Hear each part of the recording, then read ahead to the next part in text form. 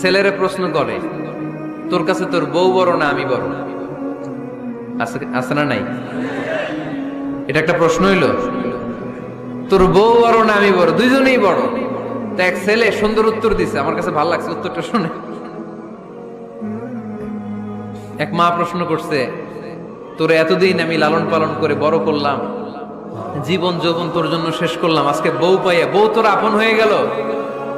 এবার ছেলে উত্তর দিছে, মা, আমার মুখ থেকে মা ডাক শোনার জন্য তুমি কি কষ্টটাই না করছো জীবনে। 10 মাস আমারে পেটে ধারণ করলা, খাইতে পারো নাই, বমি করছো, খালি ওষুধ খাইছো, তোমার পেট কেটে আমারে বের করা হয়েছে, 2 বছর আমারে দুধ খাওয়াইছো, পেশাব পায়খানা পরিষ্কার করেছো। বয়স যখন 3-4 তখন তোমার আমি মা ডাকছি, এই মা ডাকটা শোনার জন্য তুমি এত কষ্ট করছো। আর আরেকবারের মাইয়া এই ঘরে আইসাই তোমার মা ডাকা শুরু করছে। যেই মেয়েটা তোমারে মা ডাকে সে আমার আপন হবে না কেন মা?